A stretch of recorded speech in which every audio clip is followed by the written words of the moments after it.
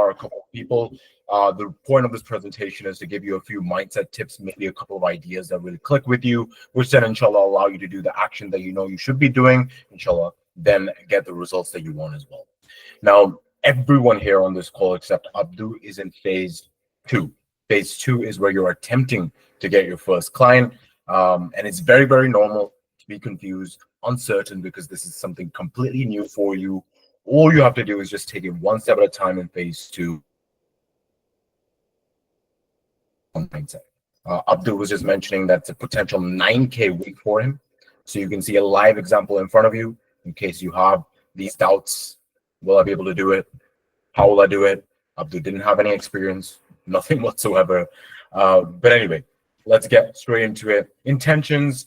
The intention for this program is to, number one, help and support 1 million orphans in third world countries. And number two is making this program the best place for a Muslim to start a halal business. And obviously, that will be achieved by 1% incremental improvements every single week. So inshallah, that will also take you guys taking as much action as possible. So I know exactly what is happening with the systems that I've given to you. So inshallah, I can improve that and potentially invest into better systems, better, easier, faster systems for you guys. But that cannot happen until you actually implement the ones that I've already given to you and that have proven to work for people like Abdul, the brother on this call.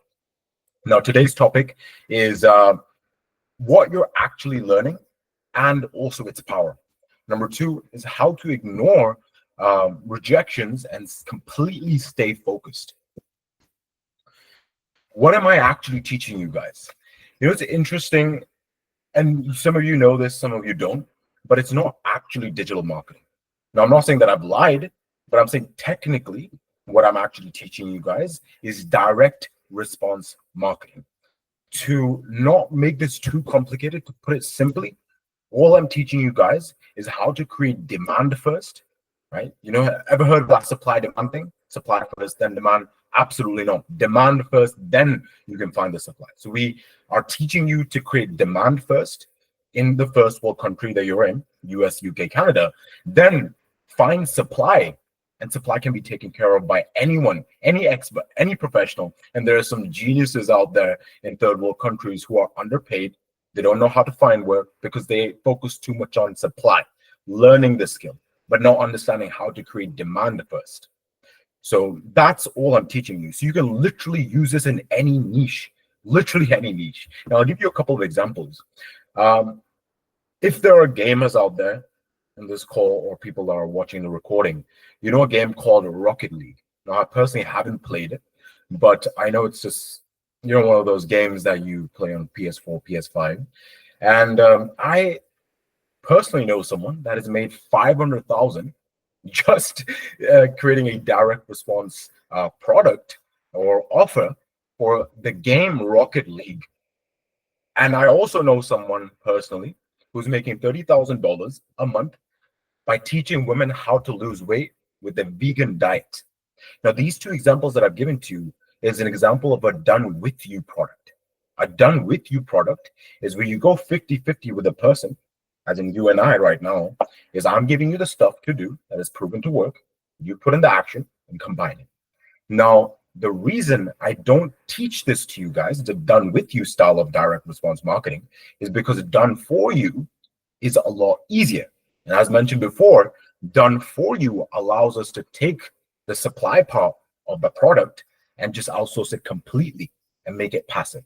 But in the done with you, I have to do this. I have to respond to your questions. I have to make sure that the information that I'm giving to you is updated. But in the done for you side, all you have to worry about is just creating demand. Just create demand and keeping the updated knowledge, making sure that people get results, all that stuff is the other person's job, not yours, right? So anyway, now the power of direct response marketing is that you don't need to know anything about the industry because there are already people, already experts, already professionals who do. Who's keeping up with this so far? Do you understand the difference between done with you, done for you, what I've just basically said? If you do, please drop one in the chat so I can confirm everyone has understood. Two if you don't. And of course, if it is a two, then I can expand on the point a bit more because the whole point is to explain it properly. Perfect. I see one's coming in. A couple more. Cool. I have enough ones to confirm. Hopefully, inshallah, you guys understand what I'm saying. Now, what I'm going to do is I'm going to break down the overview of how to easily make six figures in any industry, easily in any industry. Step one, create demand. How do you create demand? Now, there's two ways. We can either conduct the rule of 30 market research, and you guys are very fortunate because at the beginning, up until the beginning of this year, we used to make people do the rule of 30 market research, where you have to call people and your ideal niche or market and ask them what their ideal goal or their desires are, and then create your own I help statement.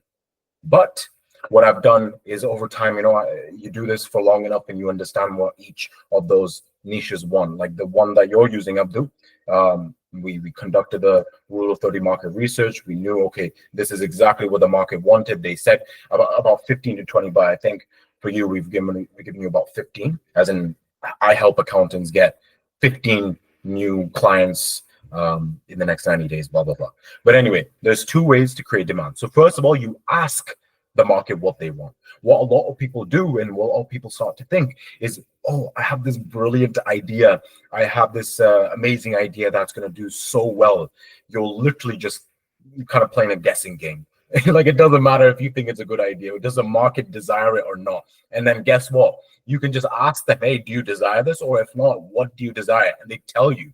And the reason we use rule of 30 is because statistically, it's been proven that if you get 30 responses, then you can kind of make a rough estimate of generally what this group of people would want. And of course, as you go along, you can tweak that bit by bit, which I'm sure Abdul, you would have done. You can start off with something, but then over time your niche or market tells you, hey, maybe add this, like you've seen with the appointment setting. Like maybe add appointment setting, and then you add that, and then over time you tweak it. But generally, we conduct the rule of 30. That's how we create demand, by understanding what the market wants. Or ask ChatGPT. Now, we live in a crazy time with this amazing, I don't even know what to call this, but amazing tool. Basically just gives you the answer straight away. No, but that doesn't mean that whatever it says is actually true, because it's, again, not the market itself telling you, but it's just it guessing from all the data it has over the internet. But the interesting thing is that, and I've done this for you, Abdul, keeping you in mind. So there's this guy, Ryan Lazan, says, can everyone see the screenshots? Is it too small? I just need a confirmation for one person. Can you see this? Yeah, we can see it. Okay, got it. So basically what I did was I went onto ChatGPT and I wrote down, hey, can you look at this website? And it's basically the website of someone who's also teaching accountants or accounting firm owners how to grow. And basically I said, can you look at this website? It's called Future Firm. And can you help me create 6 different Instagram posts? 6, 10, 20, 30 Instagram posts. So basically what it did was it basically looked at the website, scanned the website, used exactly the wording that this guy is using successfully. And Abdul, to let you know, I did a bit of market research on this by looking at a couple of different competitors of yours. And the most common angle that these guys come up with is, hey, are you utilizing the time that you're spending properly? Are you putting it into the things that actually matter most? So that can be done by funnel hacking. Funnel hacking is basically looking at what your competition is doing and going through the process of being their top of funnel where people start by giving them attention, and how they nurture people, and then how they convert. So you can go through that. You can do that, or just paste it onto ChatGPT. Demand. Then next step 2 is get one proof of concept sale. There's 2 ways of getting a proof of concept sale of 1,000 USD. You can go out with the demand or market research or direct response marketing offer statement, whatever you want to call it, and start doing 200 outbounds per week. Generally, the rule is the way you do the outbound by asking yourself, where does your niche hang around? Right. So when I was doing the agency, as in helping other agency owners scale, now basically within the same funnel that I have, there's some agency owners or online service providers that come automatically. So I don't need to separately do marketing for them. But when I was just doing the marketing for agency owners, I guessed, hey, where would they be mostly? And I did LinkedIn. LinkedIn worked. So it's basically, where is that marketplace where I can just scream my offer? Hey, I do this. If you are interested, come over here and ask me for more information. So I did LinkedIn, and I got a couple of clients from LinkedIn. So anyway, rule is do 200 outbounds or more, as many as you possibly can per week. Or if you have cash, if you have money that you can spend on testing without any sort of guarantee that it will work or not, you can go ahead and put it on Facebook ads and test out your I help statement, the demand, so-called demand that you have come up with. And again, really stressing, hey, you can do this with women, Muslim women. I know this guy that's just started this business. Is last month he started this, and he's got it to about 40K a month. He's helping Christian men start short form content agencies. So just the group of people that you connect with the most. But again, the reason why I don't suggest you doing the done with you side of things, because then you have to be the expert, which none of you are, I'm guessing. So anyway, you put into Facebook ads, and that does the showing it to thousands of people part. And then you book 30 consultations. Again, rule of 30. 30 is a statistic number where if you were to do those 30 outbounds or 30 rule of market researches or 30 book consultations, statistics say that 10%, 20% will then become your clients. I personally have a 50 to 60%, and that's not me just claiming, that's data that has been proven over the past 6 months. And for you guys, I've given you the expectation of doing 10%, 10%, understanding that there will be lack of confidence, you not knowing what to do, you possibly stuttering when they ask you questions. And even then, considering all of that, you should close at least 10%. I'll finish off this point and then confirm again if everyone understands it. But anyway, step 3 would be outsource the work to a professional in a third world country, keeping at least 70% profit margins. 70%, let's say, for example, if you charge 1,000 USD, you give them 300 or less, ideally 300, they win, you win, and they're happy, they keep the clients happy, and that's it. And you can do that with anything. Once again, stressing this, you can do it in the IT field as well. And then basically, this is something Alex Hormozi says. This is some of what Alex Hormozi says and some of what I say as well combined. But anyway, making 6 figures is just basically selling something to someone many times over and over again. And basically, you don't need to be the next Bezos or Bill Gates coming up with fancy new ideas. Just create demand, start doing outbounds, book those consultations, close 10%, whatever money you get, just do more and more and more, like Abdu is. Very simple. Abdu, like so far, just to prove the point, whatever I've said so far, do you feel like that actually is consistent with, what you've actually done to actually get to a point of a 9K week? Do you feel like things that I've said is consistent? You firstly got the offer statement, which was the demand already created. Then you started to do the outbounds, and then you put into ads, and now you're at this point. You feel like that is consistent with what you've done?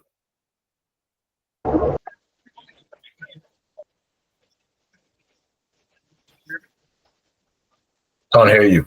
Seems that you unmute yourself, but can't hear you. Still can't hear you.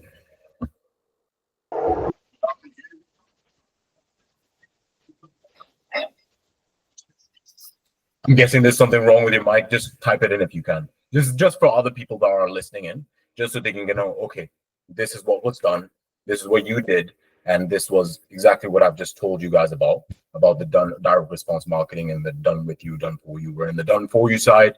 But yeah, inshallah, let's just continue on whenever you can. Abdul, just type it in, please. But anyway, before we move on, can everyone drop a 1 in the chat just to confirm we have understood so far? Don Muhammad raise his hand.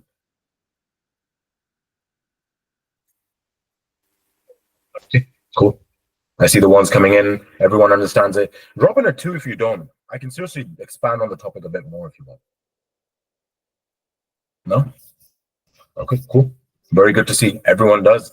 But okay, you must also be thinking, hey, but Azam, that sounds simple, but it's not that easy to do. Well, it's 100 times easier than any other business. Like this is, I don't like to just say things or say my opinions. I like, state facts. Like here's a simple Google search, and this is Google's AI saying it takes a small business to take at least 2 to 3 years to become profitable. or even 7 to 10 years to actually get to that six-figure level. So it's on average 3 years, but it's been about 3, 4 up to, yeah, go on over. All right, can you hear me now? Yeah, I can hear you now. Yeah, so basically, I was saying it's definitely getting more consistent. So at the beginning, when I was just doing the outbound, I was getting no clients for like a month. And now, since I got the first one running ads and everything, I'm getting like one client every single week at least. Hmm. So yeah, definitely getting more consistent. And you're getting more confidence also since you know what you're saying after taking all these calls. So yeah, Yeah, yeah. At the beginning, just doing the outbounds, proving it, getting that proof of yeah, concepts, and then yeah. after, it's very, very simple. Inshallah. Yeah, also you'll also see some leads also helping you out with some answers. Because let's say you're in the accounting niche and you don't really know about the accounting world, they will also feel it at some point, like in the beginning, and they'll help you out and give you some information to help you with the other calls. So that actually happened to me a few times, and it just increased my closing rate also.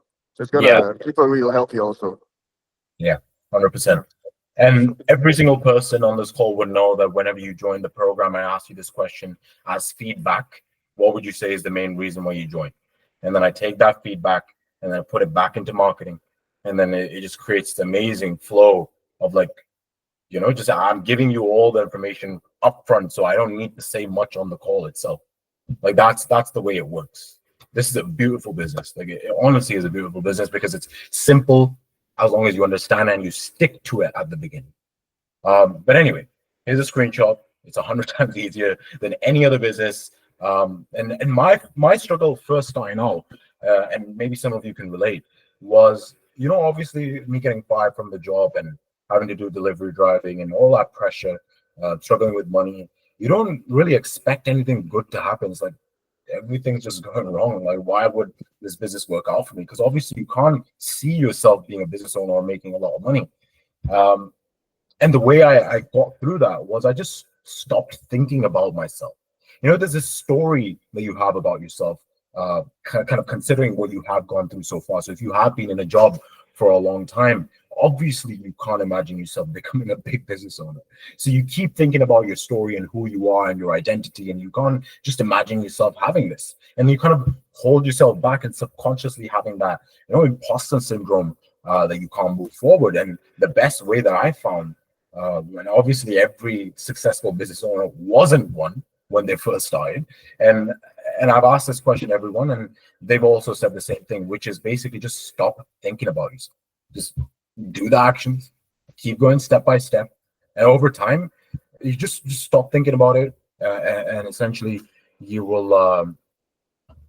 When you start getting those clients, it will basically just become a lot easier, and then over time, like Abdul just said, you'll start to get momentum as well. Now, here's another thing that a lot of people, they kind of struggle with is how to deal with rejections and actually stay focused. Judge markets, and coming back to again, when we give you those offer statements, we already know those work. The demand is already there, but you need to judge the markets based off of data sets of 100. So there's a rule of 100 when you're reaching out and doing those outbounds, right? And you know exactly what to expect. So out of those 100 outbounds, you can expect 2 to 4 booked calls. So that's the expectation, but that's only after completing the 100. A smaller data set is not accurate, and it can be deceiving as well. Let's say, for example, the first call says, no, you're a scammer. No, this doesn't work. No, whatever. I don't believe in marketing, or I have enough marketing. You're like, oh God, no one wants this. But if you go through the numbers, and that's exactly what marketing is, how any business works, you go through the numbers, and by the end, you'll have 2 to 4 people that are interested. You keep doing that over and over again until you get 30 booked consultations, close 10%, get 3 clients, put that money to ads, get those 30 consultations again very quickly, because the ads work a lot faster because they don't rely on your effort. And then you scale very quickly like that. So again, the second point is ignore the discomfort. Like, what you're gonna do? Like, I'm gonna be honest. Like today, I was gonna take a day off because I just felt very burnt out. But then I thought to myself, like, what's the point? Like, if I take the day off, I'm not the type of person to, find doing nothing relaxing. So I'm going to suffer then. I'm going to suffer now. Might as well go through the discomfort now. Then I know it's going to serve a purpose of, helping you guys and motivating you guys for the next coming week. So, just one of those things, you've got to just ignore the discomfort. Like I mentioned a couple of group calls ago, that you're either going through discomfort or suffering. Suffering is not doing anything towards the things that you desire, not moving towards them. You're just suffering. Discomfort is at least you're moving forward, you're growing, you're becoming better, and naturally, whenever you grow in life, there is discomfort. So you might as well just ignore the discomfort, go through the process, and only know that the outbounds, whatever it is, the rejections, it's only until you get your first proof of concept sale, put into ads, never have to do it again. I promise you. Anyway, progression in life happens at the rate of events, not wishing, hoping, and it's proven by the authentic hadith: tie the camel, then rely on Allah. As in, do whatever you possibly can, and then rely on Allah. Like hoping, wishing, I know it's gonna work. I'm gonna find something. Well, even if you find the next thing, you're still gonna have to put in the work. So you might as well just make this work, stick to it long enough. So the way, a lot of people see effort and making money is like from, people that are working jobs. You put in the effort and you basically get the money. And the reason I put these triangles on is it's just an imagery to kind of show you what I mean, because that's the way I learn. Maybe you can tell me this is the way you guys learn or not, or maybe you appreciate this sort of example. But I personally really kind of understood by these shapes that what is meant by effort and actually getting the outcome that you want. So what you guys are used to is effort, and you get an equal amount, or according to how much effort you put, like monetary wise, the reward, right? But imagine the person making 100 times more money than you is not working 100 times harder. Abdul, when you were in a job, I'm not going to ask you how much you were getting paid, but it was according to you. You did this work, and then you got paid this much. You work 8 to 9 hours a day, you get paid this much. But this sort of effort with putting ads and taking sales calls here and there, you put in this much effort and you get this much reward. And people, rich people, over time, all they're thinking of is how can we make as many moves as possible, keeping this in mind. So if your day is packed with these sort of moves, these sort of leverage points, then you can get a lot more in life. And this might be very confusing to people, or this might really make sense to people.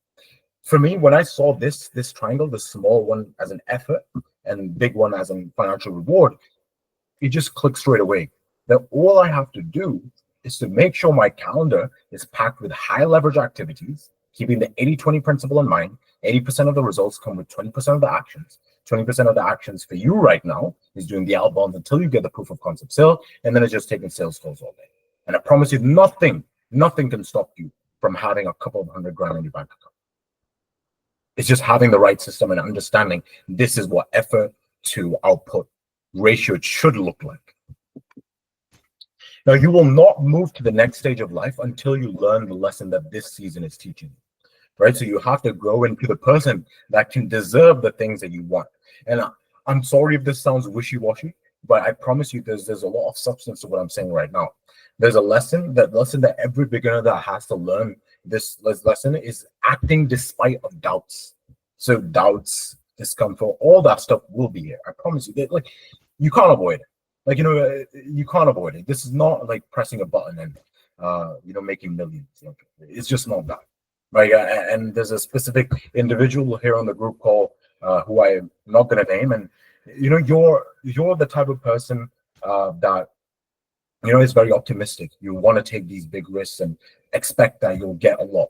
But I'm sure you've realized up until now that realistically that's never going to happen. It's just not going to happen. So you're going to have to start some sort of cash flow business, which will take a lot of effort at the beginning, but a lot less than other businesses, I promise. So anyway, the lesson that every beginner has to learn is acting despite of the doubts, the discomfort, whatever it is, just pushing it through. Stop thinking about yourself, ignore the story, just do it until things start to work, because it does work. Right? Number 2 is just sharing my personal lesson that I'm learning right now. This is something that I'm just going to share, I'm a human as well. I have my own stuff that I'm going through, and this is a huge thing that I've gone through since the beginning of this year. To be honest, for a long time, but it's really impacted me since the beginning of this year. So I have IBS, irritable bowel syndrome, which your 90% of the happy hormone serotonin is created in your gut, which then results in me not always feeling the greatest. And what happens is if I don't eat the exact same things every single day, something goes wrong and it affects this, which makes me more anxious, which makes me not feel good. And it just ruins the whole perception of life in general. And it's very, very bad. Like, I can't describe how bad it is. Maybe if you guys have it, you can understand. Your friend had it too. Yeah, it's very, very tough. But yeah, I'm not sharing that they feel bad for me, but I'm just sharing this is the lesson that I'm learning. So, and my biggest thing is I was a fat kid growing up.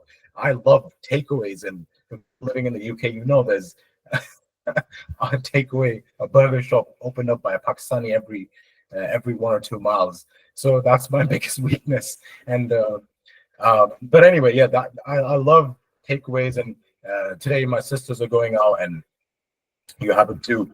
Yeah, my sisters are going out, and they're like, "Do you want to come?" I'm like, yes, but I can't because it's not just today that I'll suffer. It's the next 3-4 days that it will take to recover, and then my next weekend I'll do it again, and then it's going to take next 3-4 days to recover. And it's real, and I didn't want to accept it. I didn't want to accept it that I have to be this weirdo that eats the exact same thing every day. I'm like, get over it. Well, you get used to it.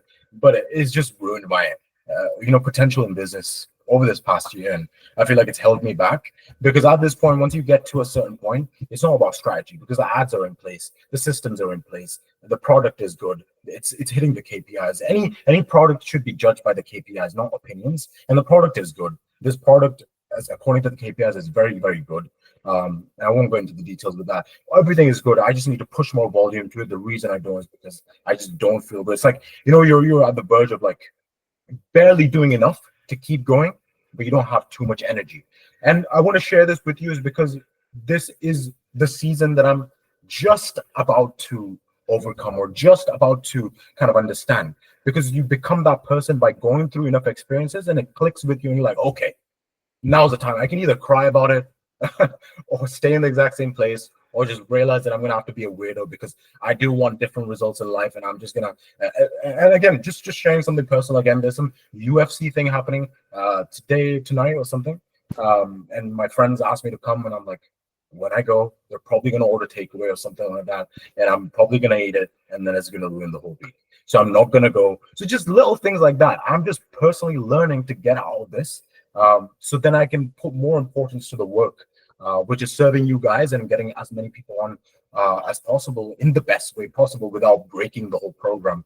So yeah, just sharing this with you guys. This is something that I personally struggle with, and the rewards part. And I promise I'm going to end this here.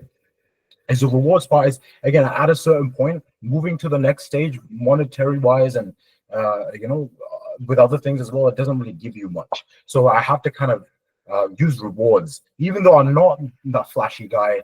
But I use rewards. Like my next stage of, I promise myself that if I get out of this in a consistent way and I do it successfully, and I get to a certain revenue level, keeping the same KPIs that we have success-wise in the program, then I'm going to buy myself a watch. What watch? I won't get into, but that's just like a reward that I give myself. For you guys right now, if you were to kind of get over this stage of becoming that person that can ignore their doubts and act despite of that, the reward for you guys would be starting to make money from this business. So I really suggest you guys, keeping these rewards. And let me say this very clearly: it's not being motivated by, these materialistic things, but it's keeping these rewards in place. Like, okay, if I achieve this, I'll buy myself a handbag. Not a handbag for me. I'm just giving you an example. A watch, a car, things like that. So this is me just sharing.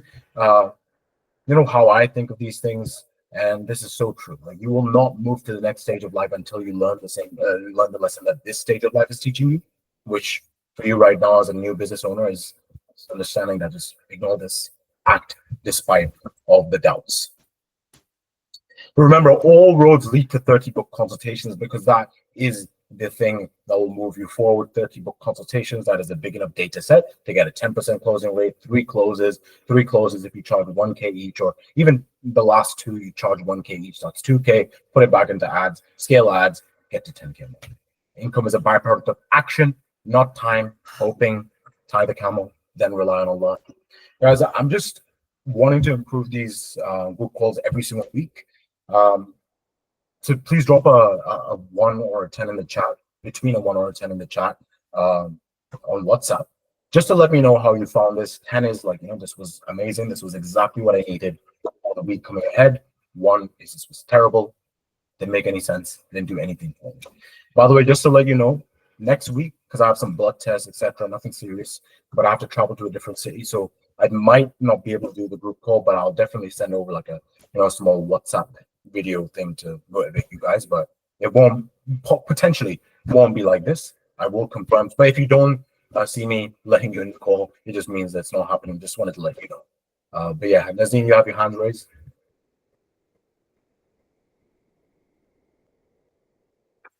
No. Please see the message above.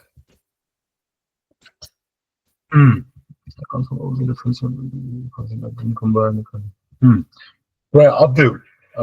What was the difference in the consultations? The consultations, Abdul, I'm guessing, like, you probably kept with the structure, and as soon as you start to get those closes, you understand what made them close, and you kept doing more of that, just kind of getting better at things naturally. Abdul, if you can unmute yourself, maybe answer that. She's basically just asking, what did you do at the beginning of those 50-minute demo calls, and what have you done now? What's the difference? Well, at the beginning, I was asking too many questions, right? So I had to realize that they were a little bit more advanced kind of people, and that they are aware about, the agency world and everything. So what I did at the beginning was really just asking too many questions, and then they would be turned off, and then they would say no, right? But then now what I do is basically go straight to the point, asking them what they actually want, and then let them know how I can help them, and then basically present them the system. And once I present the system, I ask them if they can actually, if they think that this is a good solution for them, and find out what the bottleneck is, like what is the reason why they say no at the moment, or yes, right? So if they say no, most of the time it's the price, and I say something like, okay, so if we figure out the price, would you be able to move forward? And most of the time they say yes. So Yeah. then I figure out, well, how do I say that? At the beginning, I say a really high price. Like, so let's say my real price is like $3,000. I say something like, okay, the price is 4,500. Then they say, yeah, the price is too high. Okay, so I can put it down to 3,000. But 3,000 is my real price, right? So this is what kind of helped me these days. I used to do this in the B2B space Yeah. when I was doing the what do you call it, the real estate.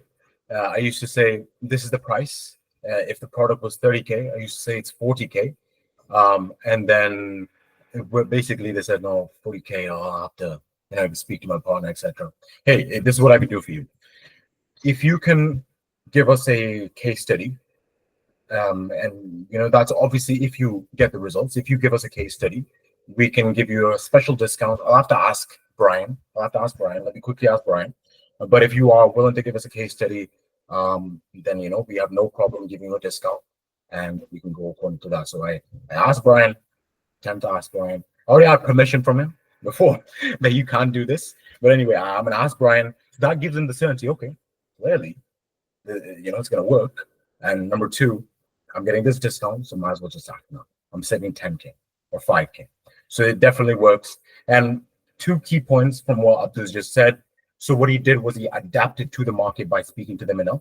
So these guys, we basically call them, the market has been matured to this approach. So you know how people say saturated? There's no such thing as saturated. The offer gets saturated. So they've seen digital marketing or agency stuff a lot before, but his offer is unique. I help you get 15 or 20 new clients. Like, how do you do that? And then that's the curiosity is always there. So the market cannot get saturated. that would just basically mean that the person doesn't have a problem anymore, which will never happen. Humans will always want more. So anyway, the thing that gets saturated is the offer. But his offer is good, and all he did was basically adapt it to the other person. So because the market was already matured and they understood what he's trying to do, he's just kind of getting the pain out of them and understanding where they would like to go. What he just instead did was match their energy. And I'm guessing, Abdu, when you speak to these people, are they just very direct? Do they give like one sentence answers or one word answers? Is that how they operate? Yeah, they're very direct. Most of the time, what they say is, "Okay, bro, how can you help me?" You know what I mean? So, So to the match point, yeah. exactly. So match their energy. So that's what I do as well. Most of the people that I speak to, they like to do a lot of yapping. So you just have to match that. So B2C is inspiration, B2B is information. So they want the information. B2C wants inspiration. What can I get out of this? As in, what can this do for my life? And B2B is information. What can this do for my business? Yes or no? Let's get it done. Very, very interesting stuff. Over time, you'll get it. But hopefully, this should excite you guys that you don't want to do the agency space. Fine. Go help vegans start diets. Same principles, same stuff. You can do exactly the same stuff in any niche. But anyway, guys, we'll end this call here. Hopefully, you found this interesting. Please drop the 1 out of 10 scale in the chat on WhatsApp just so I can know if this helped you. But inshallah, I'll see you guys next week. Actually, I won't. Apologies. I might not see you guys next week. Assalamu alaikum. Oh, you can fill in, brother.